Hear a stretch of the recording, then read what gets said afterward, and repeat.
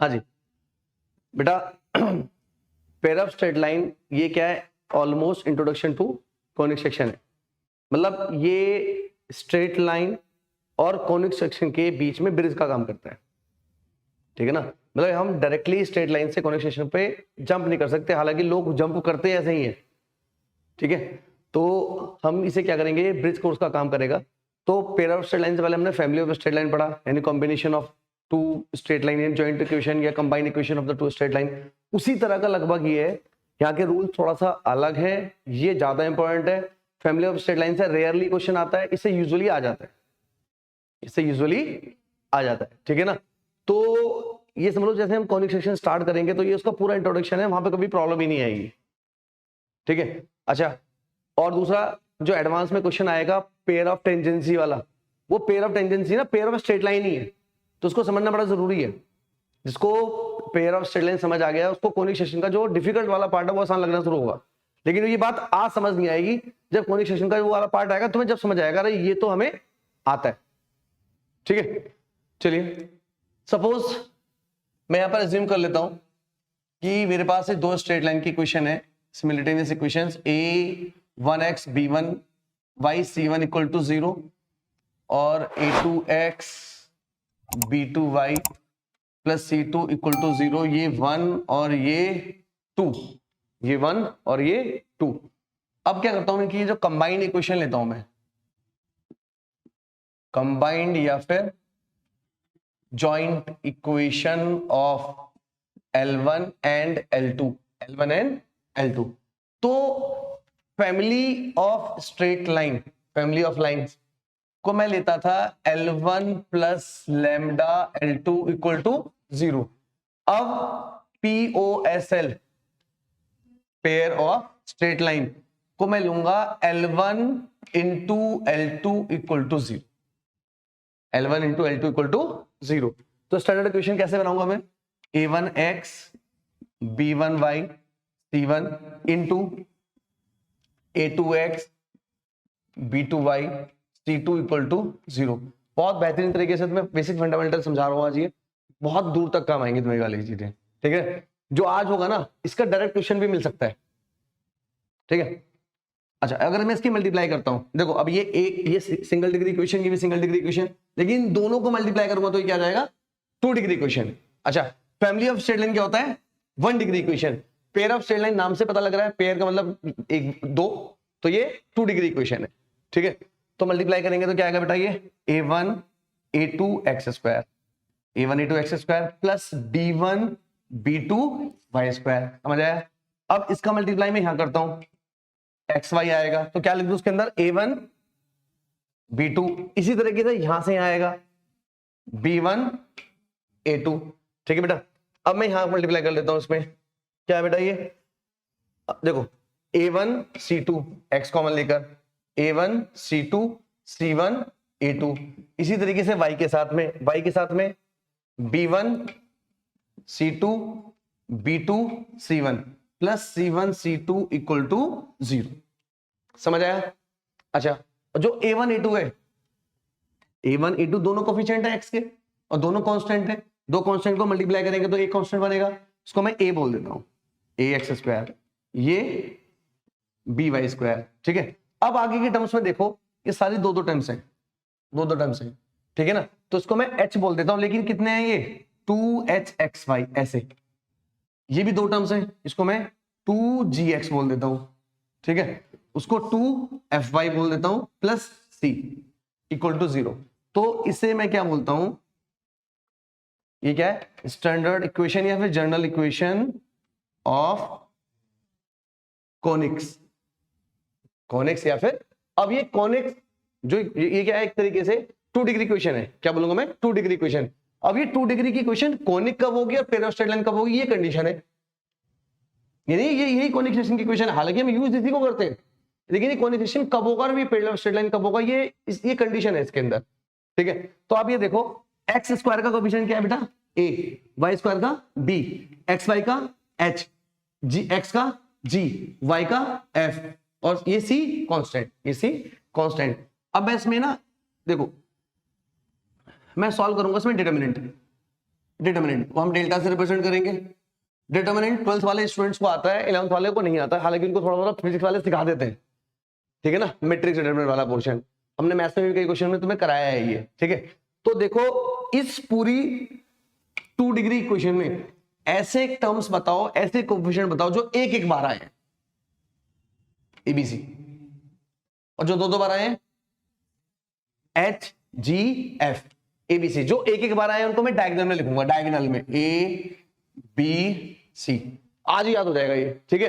जो दो दो बार आए हैं, ठीक है, यहां एच, यहां एच, ये जी, ये जी, ये एफ, ये एफ, और 12th वाले स्टूडेंट समझ गए ये क्या है, सिमेट्रिक मैट्रिक्स, ये सिमेट्रिक है, समझ आया, ठीक है, कि ये वाला पोजीशन सेम होना चाहिए, ये वाला पोजीशन सेम होना चाहिए, ये वाला पोजीशन सेम होना चाहिए, ठीक है ना, समझ आया। इसको अगर मैं इसको सिंप्लीफाई रिजल्ट अगर याद करना है तो सबसे पहले diagonal A B C, A B C, ठीक है ना। फिर दो दो लोग कौन है, दो दो लोग H G F, 2 H G F, अब माइनस, अब तो ये सारे वो लोग हो गए जो एक तरह के मैंने लिख लिए। अब देख, अब मैं इनको कंबाइन करके लूंगा, क्रॉस करके, ए को वाई वाले के साथ, एक्स स्क्वायर के साथ कौन है ए, वाई वाले के साथ कौन है एफ, तो minus A F square minus B G square minus C, ये डिटरमिनेंट आ गया। एक मिनट बेटा, ये समझ आया, ABC 2 H G F minus A F square minus B G square minus C H square, ठीक है, जीरो नहीं लिखेंगे अभी, समझ आया इतना, ठीक है, समझ आया। अब इसमें क्या है कि केस वन ये, अगर ये डिटरमिनेंट जीरो है, अगर डिटरमिनेंट जीरो है तो ये इक्वेशन है पेयर ऑफ स्ट्रेट लाइन की, मतलब ये POSL है अगर ये डिटरमिनेंट जीरो है, और अगर ये डिटरमिनेंट जीरो नहीं है तो ये कॉनिक सेक्शन है, ये कॉनिक है, समझ आया। अब इसके अंदर, अब जैसे स्ट्रेट लाइन है, पेयर ऑफ स्ट्रेट लाइन, तो स्ट्रेट लाइन तो दो तरह की होती है, इंटरसेक्टिंग, नॉन इंटरसेक्टिंग, और इंटरसेक्टिंग भी है तो इंटरसेक्शन में भी दो तरीके हैं, परपेंडिकुलर और एट एनी एंगल। इसी तरीके से कॉनिक सेक्शन है तो कॉनिक सेक्शन के तो बहुत सारे पार्ट्स हैं, ये सर्कल है, पैराबोला है, इलिप्स है, हाइपरबोला है, रेक्टेंगुलर हाइपरबोला है, तो सब इसी के केसेस अब पढ़ते हैं, इसको लिखो, स्कूल्स में ये डायरेक्ट क्वेश्चन आता है। देखिए बेटा, डिटरमिनेंट क्या था, A B C H H G G F F, क्या बोलते थे इसको, ए बी सी, डायगोनल वाले जो दो दोबारा आए हैं, 2 H G F minus A F square B minus B G square C H square, ये डिटरमिनेंट आ गया, ठीक है बेटा। अब इस केस वन क्या था, केस वन, अब अगर ये डिटरमिनेंट जीरो है और एच स्क्वायर माइनस ए बी भी जीरो है, ये भी जीरो है और एच स्क्वायर माइनस ए बी भी जीरो है, तो उस केस में ये pair of coincident straight lines, ठीक है, ये दोनों स्ट्रेट लाइन क्या होंगे, इसमें कोइंसिडेंट होंगे, ठीक है। केस टू, डिटरमिनेंट जीरो है, h square minus A B less than zero है, लेस देन जीरो है, तो ये क्या है, पेयर ऑफ इंटरसेक्टिंग लाइन,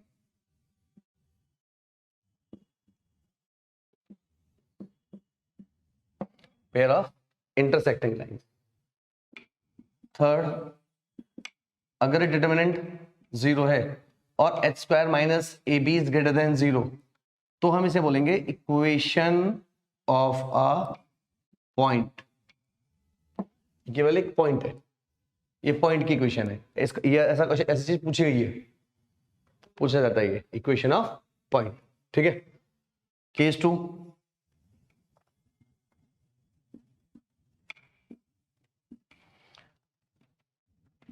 अगर डिटर्मिनेंट नॉट इक्वल टू 0 है, नॉट इक्वल टू 0 है और h इक्वल टू 0 है और a इक्वल टू b है, h इक्वल टू 0 है और a इक्वल टू b है, क्या होती है इक्वेशन? पहले यहाँ इक्वेशन लिख लो, ax square b y square plus 2h xy 2gx 2fy plus c, ये तो थी 2 डिग्री इक्वेशन।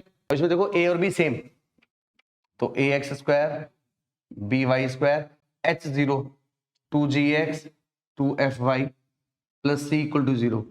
तो ये अब ये जो b है ये दोनों क्या है, a x और y के कोएफिशिएंट सेम, तो ये है इक्वेशन ऑफ सर्कल।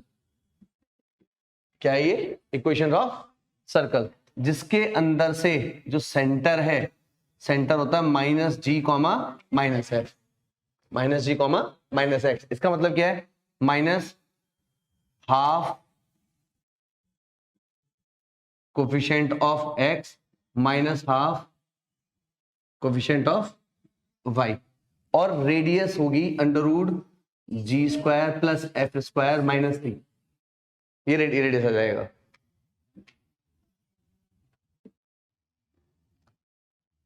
अच्छा, अब अगर डिटर्मिनेंट नॉट इक्वल टू 0 है और एच स्क्वायर माइनस ए बी भी इक्वल टू 0 है, ये भी 0 है, ये भी 0, तो क्या है ये?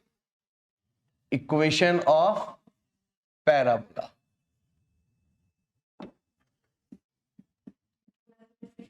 अगर डिटर्मिनेंट नॉट इक्वल टू 0 है और H square minus A be greater than 0 है, ये ग्रेटर देन 0 है, तो क्या है ये? Equation of ellipse. Determinant not equal to 0 है और H square minus A B less than 0 है, तो इक्वेशन ऑफ हाइपरबोला। इसी केस में determinant not equal to 0, H square minus A B less than 0 और A equal to B, A plus B equal to 0, A plus B equal to 0, तो ये क्या है? Rectangular hyperbola. Rectangular hyperbola, note करो।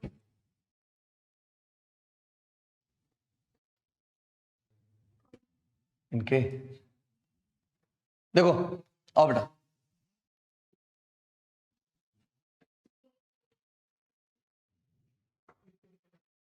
Homogeneous pair of straight line, homogeneous equation.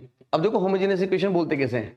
अगर suppose मेरे पास a1x b1y equal to c1 है, a2x b1y b2y equal to c2 है, तो ऐसी इक्वेशन को क्या बोलते हैं?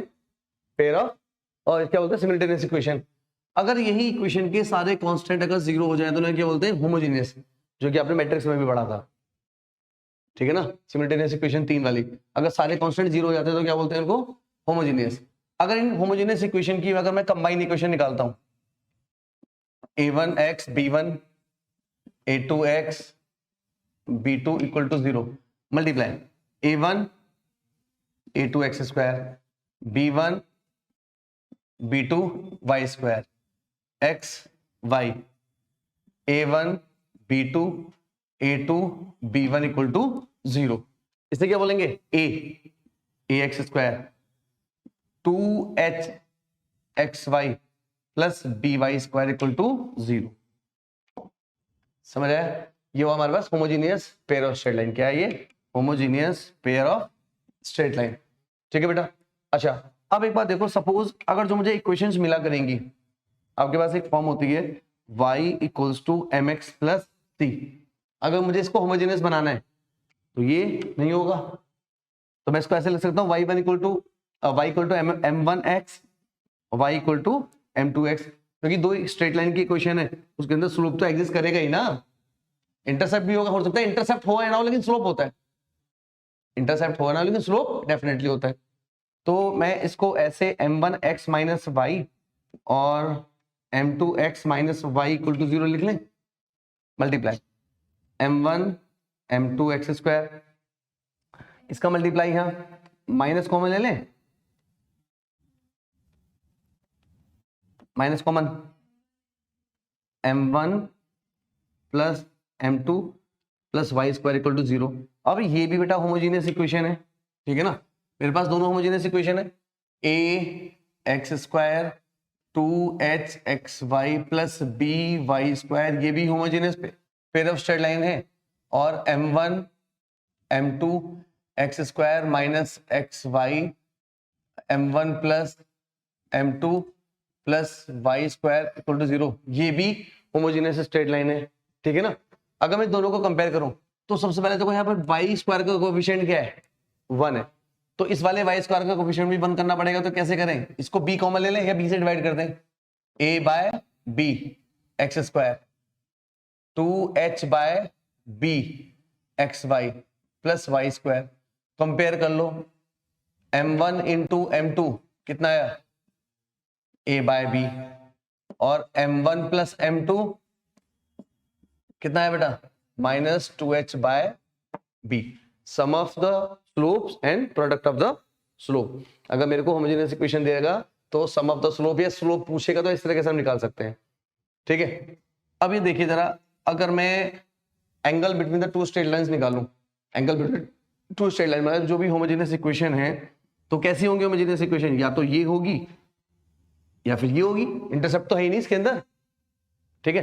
तो ये θ1 ये θ2, तो बीच में क्या है फाई, तो हम कैसे करते थे इसको,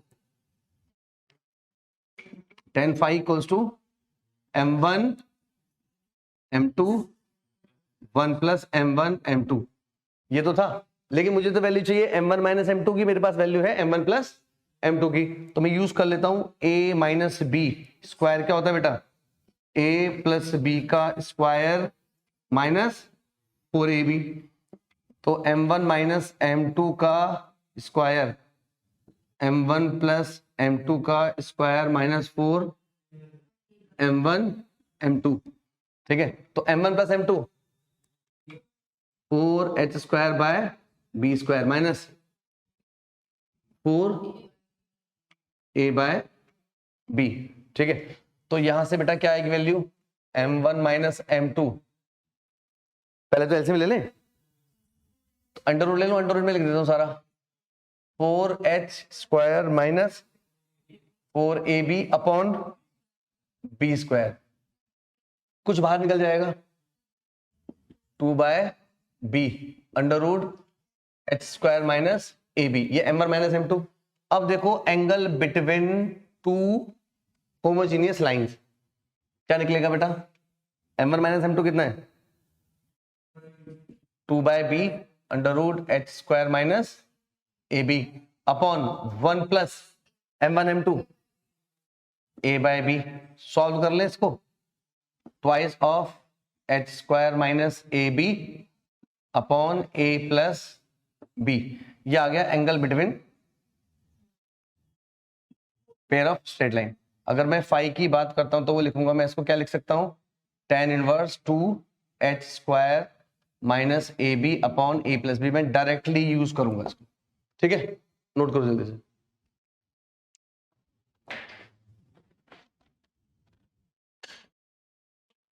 अच्छा देखिए, तो होमोजेनियस इक्वेशन क्या थी बेटा, A X square 2h x Y plus B Y square,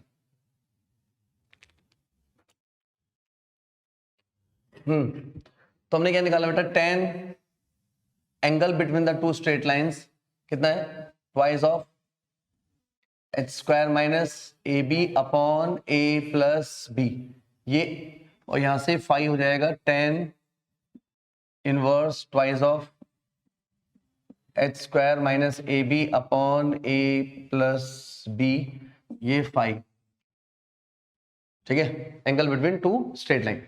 अब देखो हो सकता है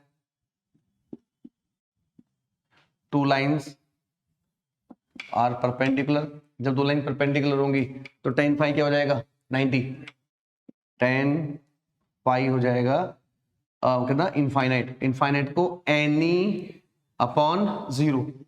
तो जीरो कौन है? तो इसका मतलब क्या है a प्लस बी। अगर किसी भी होमोजीनियस इक्वेशन के अगर a और b का सम जीरो है तो वो क्या है?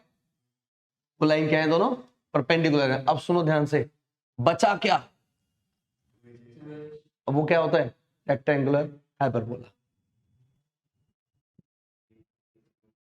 मतलब अगर a और b जीरो हो जाते हैं वहां पर, ठीक है ना, ये तो रेक्टेंगुलर हाइपरबोला होता है। अच्छा दूसरा देखो, इफ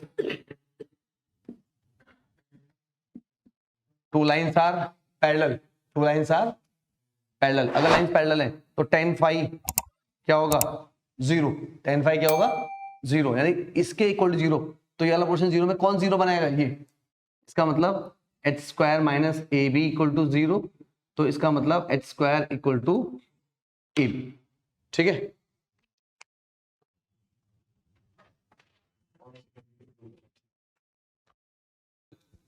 यहां देखो, होमोजेनियस इक्वेशन का एंगल निकाल लिया। एंगल कैसे निकालेंगे? लाइन पैरेलल कब होंगी? दोनों परपेंडिकुलर होंगी, ये पता लग गया। अब देखो यहां ये होमोजेनियस इक्वेशन मैंने निकाली तो सही, लेकिन आपको पता कैसे लगेगा कि ये पेयर ऑफ स्ट्रेट लाइन ही है? कोनिक हुई तो कैसे पता लगाओगे? डिटर्मिनेंट क्या होता है? Determinant A B C, A B C, A B C लिखा है मैंने। सी क्या है? जीरो। कंपेयर करो, A X square two H X Y B Y square two G X two F Y plus C. तो ये सारा portion क्या है? जीरो। ये सारा पोर्शन क्या है? जीरो। ठीक है। अच्छा अब यहां क्या आता है? एच। यहां क्या होता है? जी। यहां क्या आता है? एफ। तो ऐसा डिटर्मिनेंट जिसका एक रो या एक कॉलम जीरो होता है वो क्या होता है? जीरो। तो अगर डिटर्मिनेंट जीरो है तो ये क्या है? Equation pair of straight line. समझ आया? ये इक्वेशन क्या है? Pair of straight line. ठीक है बेटा।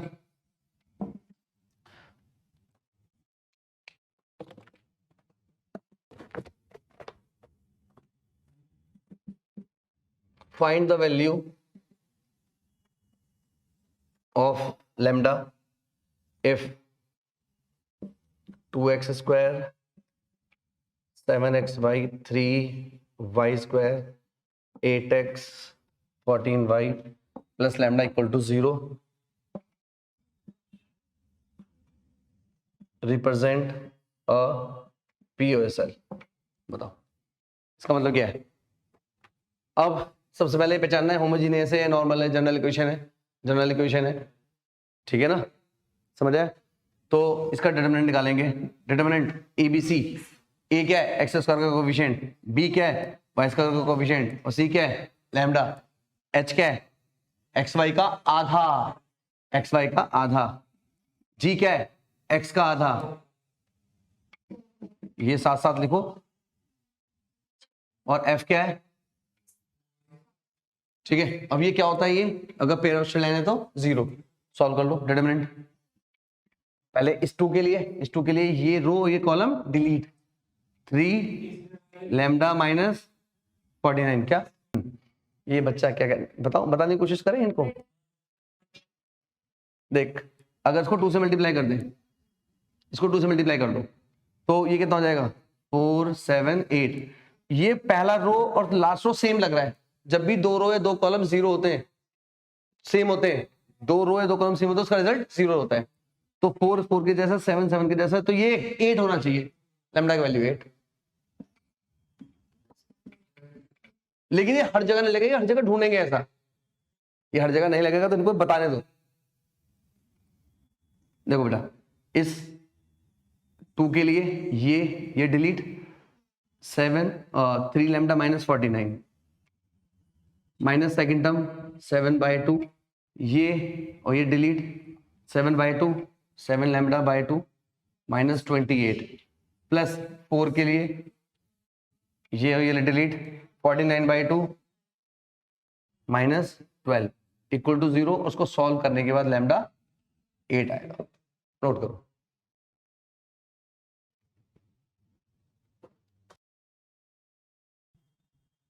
हाँ अब ये देखो, हाँ ये बताना है मेरे को। अब डिस्टिंक्ट रूट का मतलब क्या है? H square minus A be greater than 0। तो ए क्या है? 2, पी क्या है? 2 और एच क्या है? k/2। तो h square minus A b is greater than 0। तो k square by 4 minus 4 is greater than 0। तो k square minus 16 is greater than 0। K square is greater than 0। इसका मतलब क्या है? या तो के पॉजिटिव होगा या के नेगेटिव होगा। के बिलोंग्स टू माइनस इनफाइनाइट से, अरे सॉरी 16 माइनस 4 यूनियन 4 से इनफाइनाइट। हाँ जी,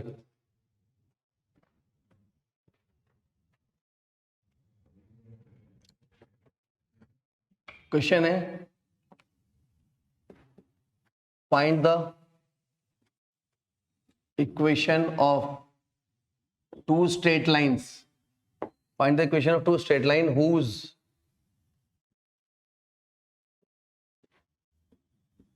combined equation is 6x square 5xy minus 4y square plus 7x plus 13y minus 3 equal to 0। यहां से मेरे को दो इक्वेशन निकालनी है जिसकी कंबाइंड इक्वेशन ये है। ये हमें अगर दो अलग अलग इक्वेशन दे देता था, a1x b1y plus c1 a2x b2y c2, उनको कंबाइन करके ऐसा तो हम ले आए, उसको वापस लेके दिखाओ। वापस लेके दिखाना है, कैसे लेके जाओगे? अब ऐसा तो नहीं थोड़ा करोगे कि 3 × 2 क्या करोगे? या तो फैक्टर या फिर क्वाड्रेटिक।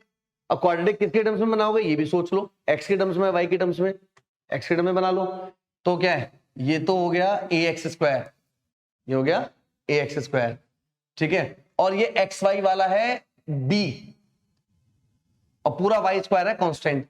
तो xy, x कॉमन लेकर 5y + 7, ये x वाला हो गया, और माइनस 4y² 13y - 3, ये हो गया c। ये a, ये b और ये c। एक तो तरीका ये है। और दूसरा तरीका क्या है कि इसका मैं कंप्लीटिंग द स्क्वायर बनाऊं। Completing the square, completing the square बनाने के लिए थोड़ा सा लंबा, जैसे इसके लिए निकालो, x के लिए minus 5y + 7 plus minus √b²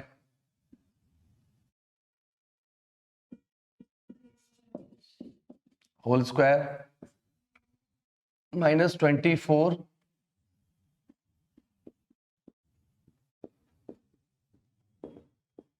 upon 2a 12। इसको सॉल्व करो जल्दी से, बताओ मेरी जल्दी क्या आ रहा है? अरे बता दो बच्चे।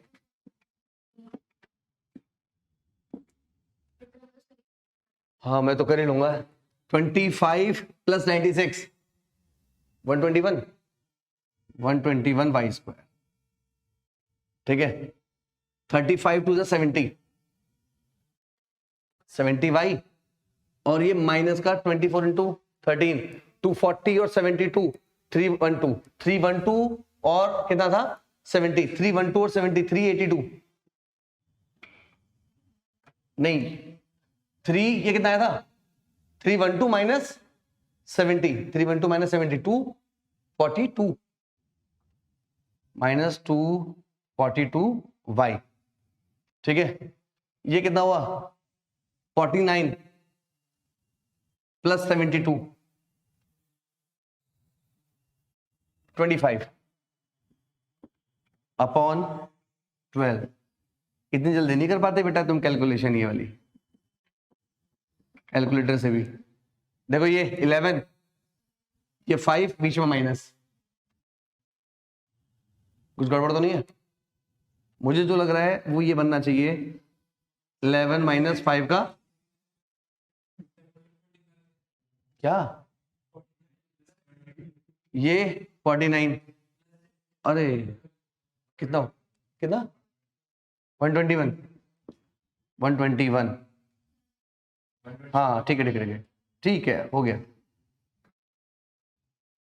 अपॉन में 12, एक बार प्लस एक बार माइनस, तो -5y plus 7 -7 plus 11y minus 11 upon 12, और x इक्वल्स टू माइनस का 5y minus 7 minus 11y plus 11 upon 12, ये कितना हुआ 6y माइनस 18 अपॉन 12, कितना हुआ ये y माइनस 3 अपॉन 2, यहां से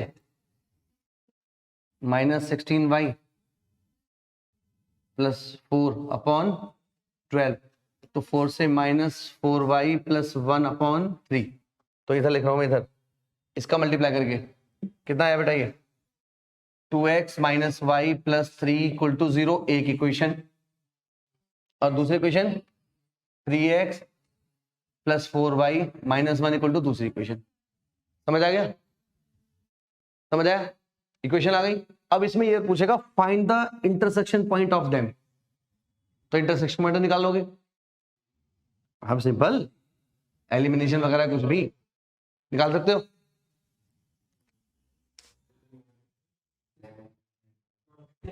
समझ आया?